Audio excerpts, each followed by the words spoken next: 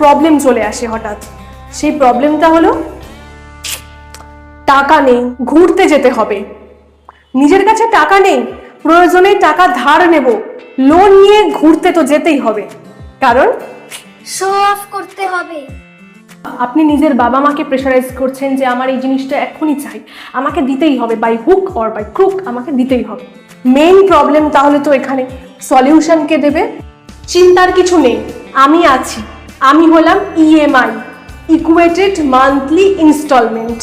আমার দুটো প্রকার ভেদ আছে, একটা হচ্ছে প্রিন্সিপাল অ্যামাউন্ট, একটা ইন্টারেস্ট অ্যামাউন্ট। কোনো প্রোডাক্ট কেনার সাথে সাথে আপনি তার পুরো দামটা না দিয়ে মাসিক কিস্তিতে নির্দিষ্ট সময়ে যখন আপনি সেটা পরিশোধ করবেন তখনই তাকে ইএমআই বলে।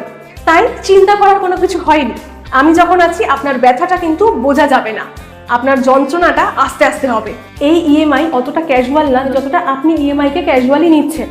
আপনি কি করছেন? নিজের ফ্যামিলিকে প্রেশারাইজ করছেন, আপনি নিজের হাজব্যান্ডকে প্রেশারাইজ করছেন যে ও ওর ওয়াইফকে যদি এই গিফটটা দিতে পারে আমাকে ইমিডিয়েটলি দিতে হবে। জানার দরকার নেই, আমাকে গিফট করতে হবে, কারণ আমাকেও কম্পিটিশনে আমি নাম দিয়েছি, আমাকে শো অফ করতে হবে। এই কম্পিটিশন ইনভিজিবল, এই কম্পিটিশনের কথা অপোজিট জন জানেও না, ভাবছেও না, কিন্তু আপনি ভাবছেন, কারণ আপনার মধ্যে সেই ফোমো ক্রিয়েট হয়ে গেছে। আপনার থাকা খাওয়া নিয়ে দেখা গেল প্রবলেম আছে, আপনার বেশভূষা নিয়ে সমস্যা চলছে, আপনি সেই সব ভাবছেন না। আপনি কি করছেন? শো অফ করতে হবে, আপনাকে স্ট্যাটাস দিতে হবে, সোশ্যাল মিডিয়ায় জানাতে হবে। ওই জন্য ইএমআই দিয়ে তাড়াতাড়ি জিনিসটা নিয়ে নাও, পরে দেখা যাক কি হবে। প্রি ওয়েডিং ফটোশুটস এমনিতেই অনেক খরচ লোনে চলছিল, কিন্তু এখন স্টুডিওর মধ্যে যে ভাইবসটা থাকবে সেটা কিন্তু অ্যাস্থেটিক হতে হবে। সেট যেমন চাই সেরকম হবে।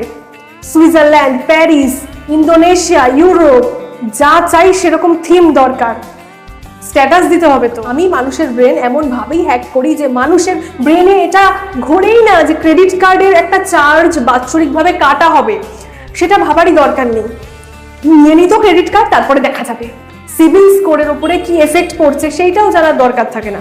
আগে তো নিজের উত্তেজনার বশে তৈরি হওয়া নিডসকে ফুলফিল করি, পরে রিপেমেন্টের কথা ভাববো।